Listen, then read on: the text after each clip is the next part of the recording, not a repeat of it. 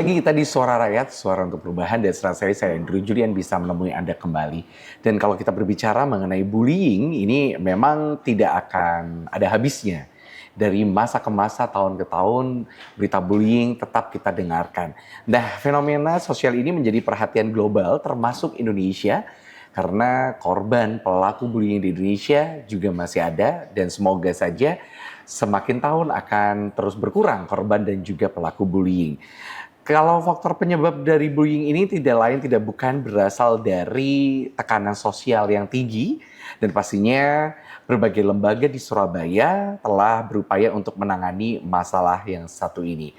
Dan pada hari ini kita langsung membahasnya mengenai kasus bullying yang ada di Surabaya bersama dengan anggota DPRD Kota Surabaya, ada Ibu Ajeng Wirati. Halo Ibu, apa kabar? Alhamdulillah baik. Alhamdulillah baik ya Bu ya. Ya. Kalau kita mendengar banyak sekali berita bullying beredar di mana-mana gitu, tidak hanya di Surabaya tapi juga di Indonesia, ini masih saja ada pelaku-pelaku dan juga korban-korban yang mungkin belum speak up, belum berbicara. Karena takut dan lain hal berikutnya, dan ada beberapa yang ditakuti gitu ya. Yeah. Nah kalau kita berbicara mengenai dari pandangan mengenai fenomena yang ada, bullying yang terjadi di Surabaya saat ini tuh ada atau memang sudah berkurang? Ya memang bullying itu hal yang meresahkan bagi untuk orang tua dan juga untuk generasi muda ke depan. Kita selalu berharap bisa menekan angka bullying, baik itu sebagai korban ataupun pelaku bullying ya. Yeah. Jadi kalau mau turun apa tidak ya, kita dari Dinas Pendidikan dengan Dinas Perlindungan dan juga Pemberdayaan Anak dan juga Perempuan ini pastikan juga memberikan fungsinya supaya memberikan contoh. Jadi kalau memang biasanya tuh yang melakukan bullying itu adalah korban. Jadi korban, kemudian yang di keluarga pada saat di sekolah, mereka menjadi pelaku, membullying teman-temannya ataupun bahkan di luarnya. Ini tuh yang kita tangkap sehingga dari dinas ini harus memberikan suatu forum healing ya.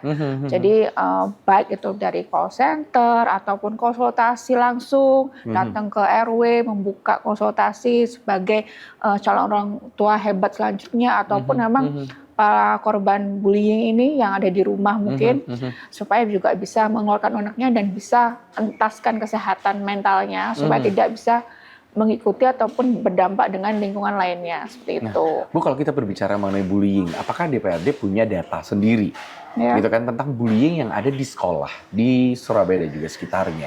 Tapi kalau kita berbicara mengenai bullying, tidak hanya terjadi di sekolah seperti SD, SMP, SMA, mungkin dari perguruan tinggi pun juga ada, gitu kan, pelaku bullying yang saya setuju juga dari Ibu Ajeng tadi bilang, sebenarnya berawal dari korban. Gitu kan, terus dia ingin menunjukkan kalau dia mungkin kuat dan akhirnya menjadi seorang pelaku bullying di sekolah itu tersendiri. Jadi kalau dari data memang kita berjalan ya.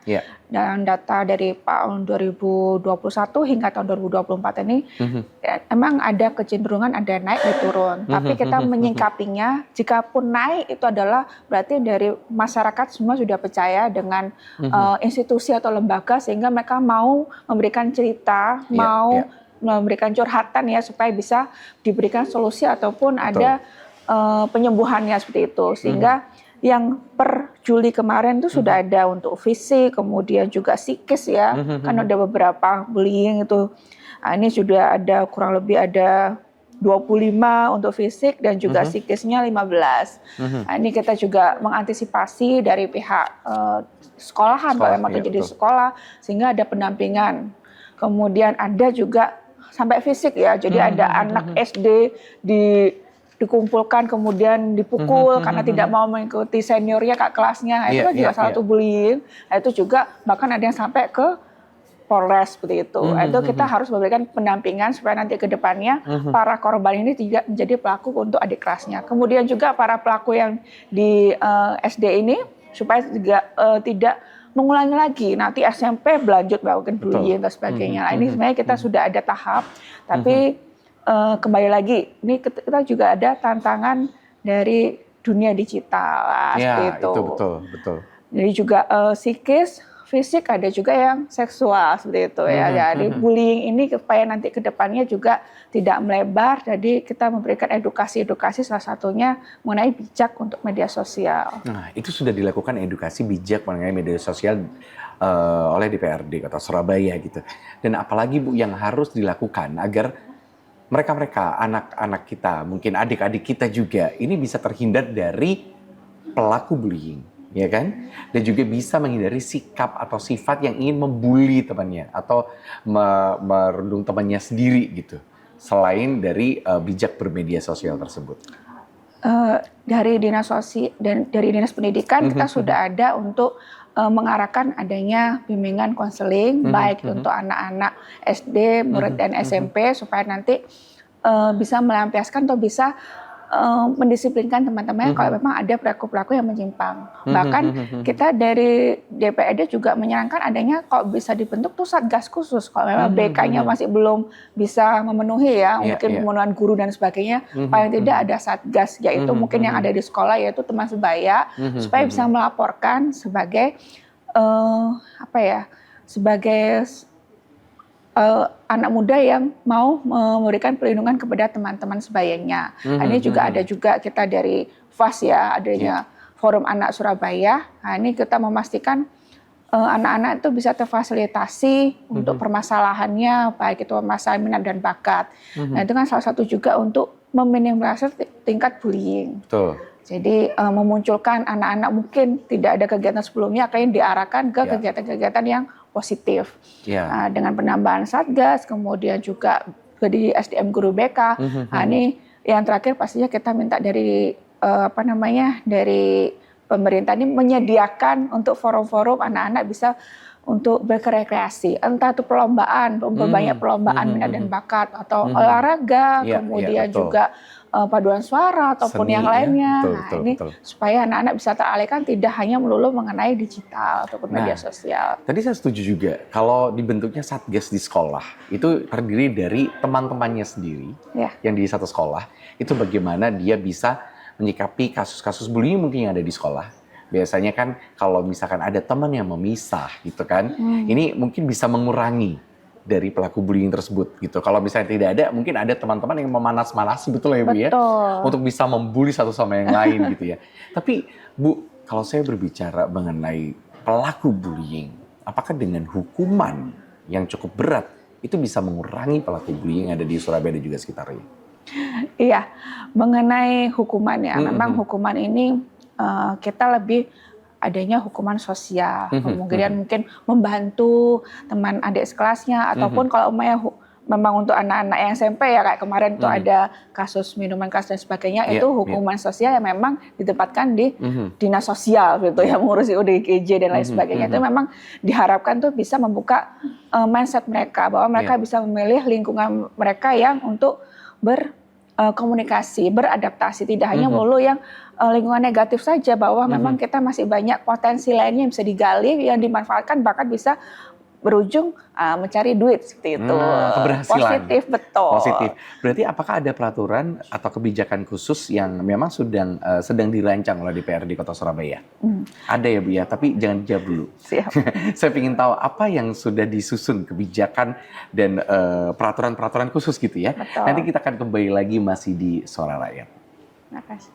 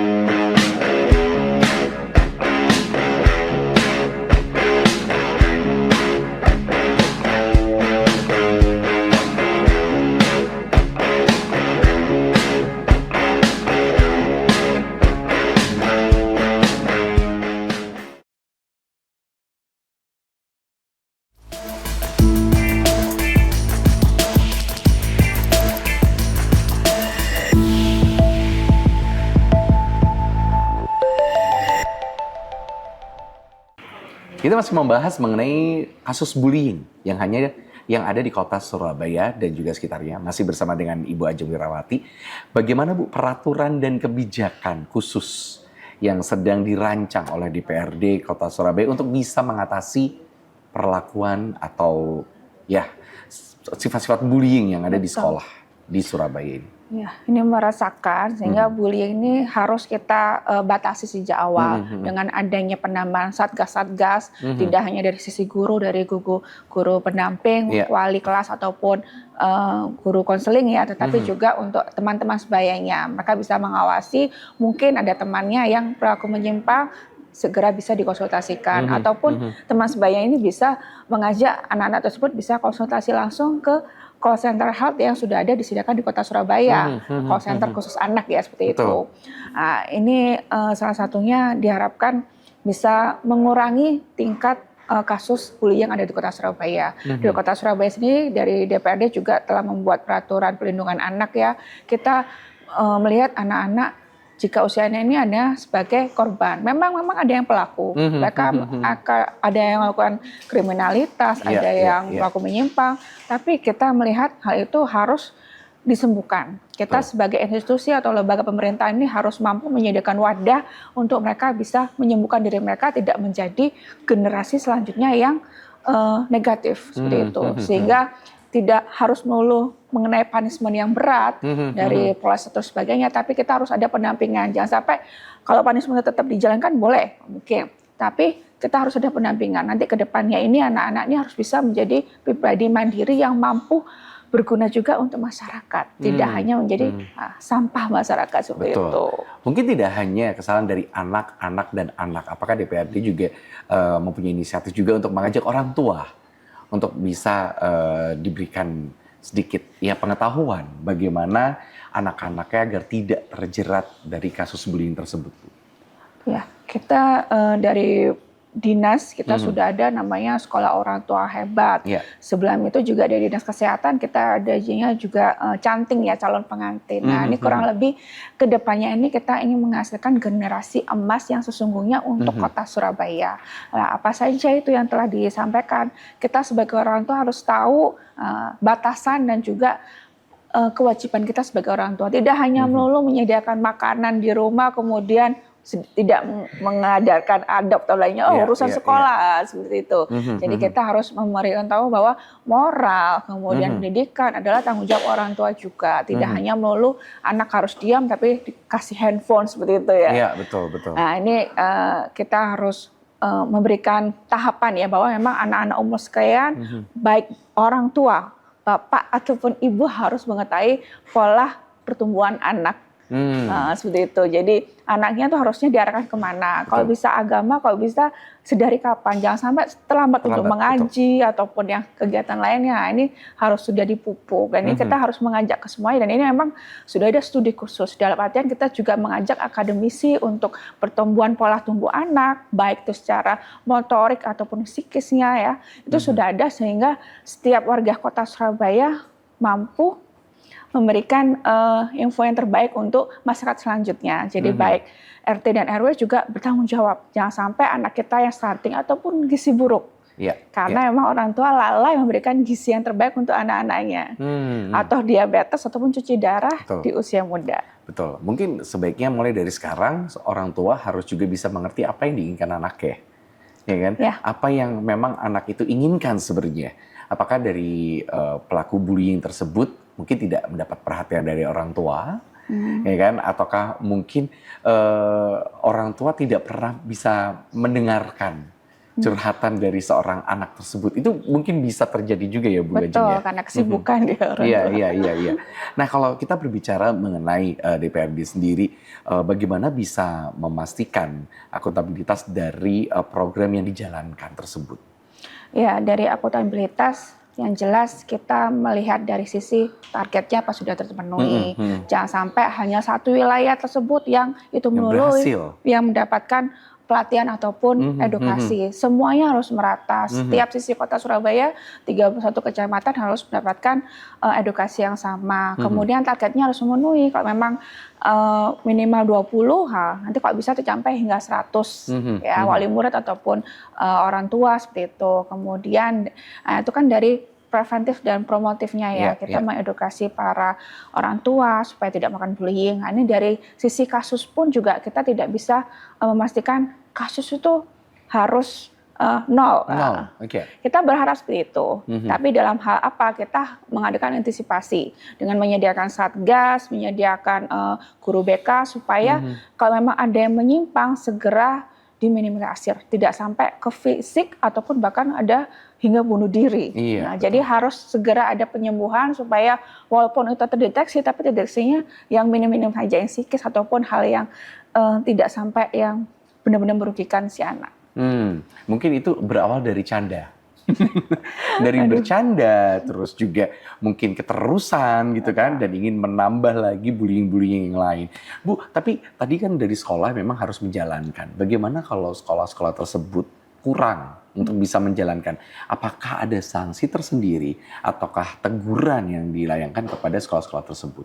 Betul, ini sangat menarik pertanyaan dari Mas Endro ini. Kita sebagai institusi dan sebagai lembaga ya tidak boleh langsung memaksakan lembaga swasta khususnya ya dunia pendidikan swasta untuk memenuhi segala kebutuhan baik guru BK, satgas dan sebagainya. Tapi yang jelas dari Dinas Pendidikan, dari DPRD kita selalu minta ada pendampingan. Kalau memang di sekolah tersebut ada terkendala, kemungkinan mungkin karena memang peminatnya sedikit ataupun jumlah SPP-nya sedikit dan dikarenakan tersebut tenaganya kurang memadai, maka Dinas Pendidikan harus turun melihat langsung dan juga mengawasi dan juga menyediakan konsultasi langsung bagi memang wali murid ataupun murid yang ada kendala seperti itu. Jadi supaya tidak ada penelantaran ekonomi baik dari pihak wali murid ataupun sekolah, tidak ada yang dirugikan seperti itu. Bu, saya setuju kalau misalkan bagaimana nantinya DPRD mungkin memberikan pelatihan-pelatihan juga kepada guru dan juga tenaga pendidik yang lain untuk bisa mengetahui, oh ciri-ciri pelaku bullying itu seperti ini sebenarnya. Ya kan? Kadang-kadang sekarang pelaku bullying itu tidak dengan muka yang garang ya Bu ya. Ya kadang-kadang muka cantik, ganteng, tapi dia juga pelaku bullying. Hatinya baik. Hatinya baik tapi apa yang dilakukan ini tidak baik, tidak bertolak belakang gitu kan. Nah ini mungkinkah ada pelatihan-pelatihan khusus gitu kan untuk tenaga pendidik untuk bisa mengetahui, oh seperti ini toh ciri-ciri seorang bullying, pelaku bullying yang memang harus kita harus kita perbaiki pelaku-pelaku tersebut. Jangan sampai keterusan dari SD seperti Ibu Ajeng bilang ya, dari SD tidak diperbaiki, nanti berlanjut ke SMP sampai ke jenjang perguruan tinggi. Jadi memang bullying itu kita juga menyebutkan dalam pendidikan karakter ya, sehingga pendidikan karakter ini memang menjadi ujung tombak dari para guru-guru ya, khususnya dari guru SD pun sudah harus bisa membaca karakter masing-masing murid. Kita sudah ada pelatihan khususnya para guru ya. Jadi tidak hanya membaca karakter yang anak-anak bermasalah, bahkan anak-anak yang mungkin calon inklusi ya, karena mungkin tidak tahu seluruh anak-anaknya sudah bisa terbaca oleh guru-guru mungkin setingkat guru kelas 1 SD. Tetapi guru ini kan tugasnya banyak, jadi sehingga tidak hanya itu, kita juga meminta Dinas Pendidikan itu memberikan langsung seperti poster, kemudian juga pengetahuan langsung yang menarik bisa dibaca supaya anak ini menjadi karakter yang peduli dengan sesamanya, kemudian akhlaknya baik, moralnya tuh baik seperti apa. Jangan sampai kalau kita zaman SD dulu semuanya tulisan semuanya yang kecil-kecil gitu ya, kayak betul-betul Pancasila, tapi harus dikemas sedemikian rupa supaya mereka juga menjadi karakter yang anti bullying juga. Betul. Soalnya gini Bu, kalau dikasih tulisan-tulisan mereka jarang baca. Karena mereka seringnya baca di sosial media. Nah, nanti saya akan berbincang dengan Ibu Ajeng bagaimana tanggapan Bu Ajeng tentang sosial media itu sendiri. Mungkin itukah yang menjadi media untuk pelaku bullying? Nanti kita akan bahas masih di Suara Rakyat.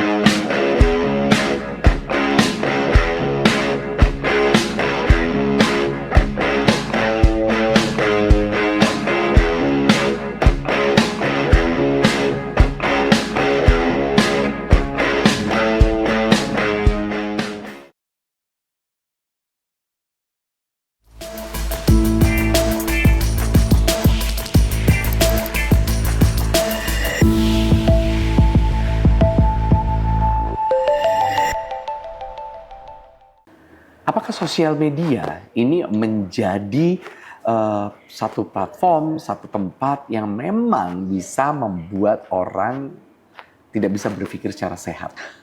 Pengaruhnya sangat luar biasa. Betul. Nah, pendapat Ibu Ajeng sendiri bagaimana Bu tentang peran media sosial? Karena kan kita tidak bisa membatasi apa yang dilihat oleh anak-anak tersebut. Betul. Apa yang diikuti, perilaku-perilaku apa yang selalu diikuti oleh anak-anak tersebut.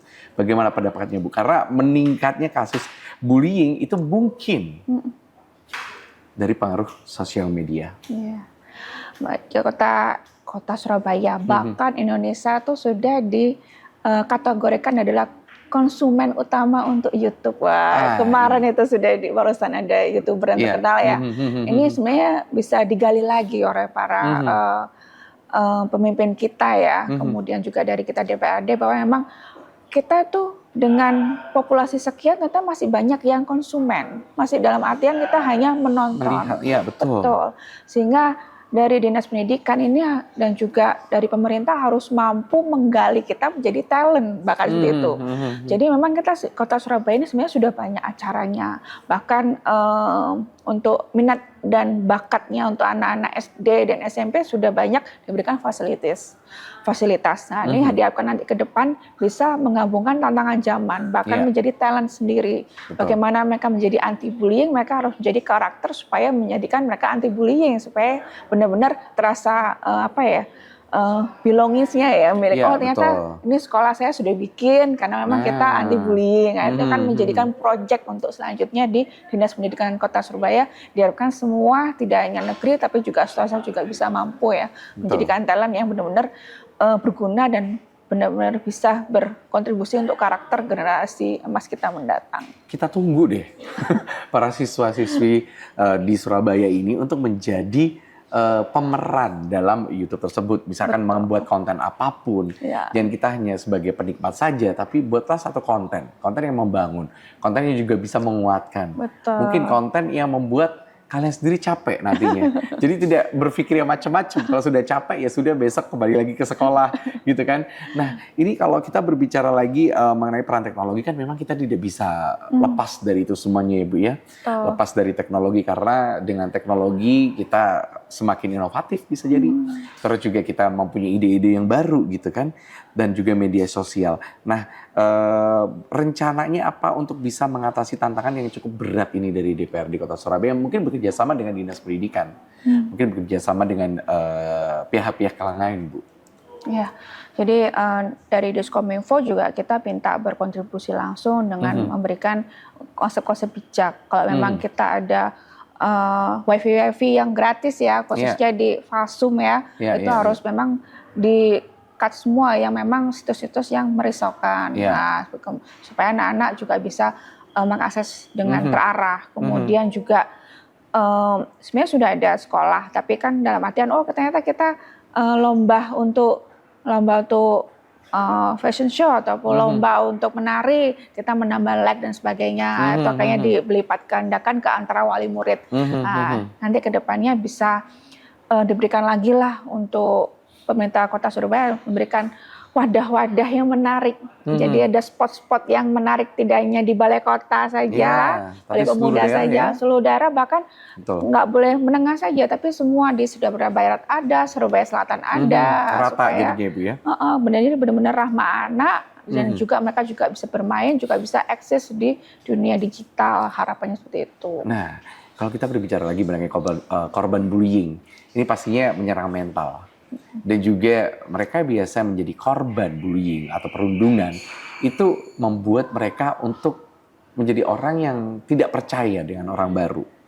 Atau mungkin putus sekolah, Bu. Iya, betul. Ada yang seperti itu. Menjadi korban bullying, dia tidak berani sekolah. Dia ingin, udah saya nggak mau sekolah, saya mau pindah sekolah saja. Tapi nanti kalau misalkan sudah pindah sekolah, ada pelaku bullying lagi, akan pindah-pindah terus. Nah, bagaimana cara mengatasi itu, Bu? Agar anak-anak ini tetap semangat gitu loh. Dan tetap ya mengenyam pendidikan di sekolah itu. Ya memang ada beberapa juga walaupun tidak setingkat SD dan SMP ya. Kemarin juga ada warga kota Surabaya juga ada bullying kemudian putus sekolah akhirnya mau pindah di tempat lain. Nah, itu memang kadang-kadang permasalahannya dari masing-masing lingkungan itu sendiri mungkin dituduh mencuri ataupun yang lainnya. Sehingga mereka merasa nggak pede sekolah di situ akhirnya maunya pindah saja. Sehingga dari pemerintah mengajak orang tua supaya memberikan penyembuhan mental, kemudian juga mengajak untuk mereka bisa memilih sekolah di tempat lainnya yang terdekat. Nah, kadang-kadang ini kan orang tua kadang memaksakan tetap aja sekolah di situ, mungkin sekolah itu favorit ya atau dan sebagainya, tapi tidak melihat kondisi anak karena tidak. Walaupun kita sudah arahkan beda kelas, kemudian juga seperti itu, tapi dunia anak kan kita tidak bisa menafik sehingga kita juga mengarahkan juga kepada orang tua bahwa ada juga namanya sekolah kejar paket sehingga nanti anak-anak ini disebut walaupun tidak negeri ataupun tidak formal saja tapi tetap non formal tapi tetap bisa mengenyam pendidikan setingkat dan juga bisa ada advokasi khusus supaya nanti bisa lebih teralihkan minat dan bakatnya seperti itu. Betul, sebenarnya banyak teman itu sangat luar biasa, sangat indah. Dunia ini juga indah. Silakan menikmati kalau bisa tanpa bullying. Kita bersama-sama untuk stop bullying. Mungkin Bu Ajeng ada yang ingin disampaikan kepada pemirsa yang ada di rumah gitu tentang bullying yang sekarang lagi marak di Surabaya dan juga sekitarnya. Khususnya juga ada di Indonesia juga ya Bu. Siap. Jadi untuk para orang tua, khususnya para orang dewasa ya, kita harus bisa mampu mengidentifikasi diri kita sebagai korban ataupun pelaku. Kalau memang kita sebagai korban ataupun healing, kita harus memerlukan healing yang memang memerlukan psikolog. Nah, ini kita Kota Surabaya sudah ada banyak psikolognya, jadi kita juga bisa membantu supaya nanti tidak ada pelaku-pelaku bullying ke depannya. Kemudian juga para orang tua khususnya juga bisa memanfaatkan bagaimana sih menjadi orang tua yang tidak ada sebagai trademark korban ataupun pelaku bullying. Nah, ini kita juga ada juga berbagai macam program dari Dinas Pendidikan, baik Dinas Pelindungan Anak ataupun Dinas Diskominfo supaya menanggulangi mereka tidak menjadi korban ataupun pelaku bullying. Kalau memang terjadi seperti itu, harapnya segera konsultasikan ke guru-guru supaya tidak ada bullying tahap kedua atau next selanjutnya.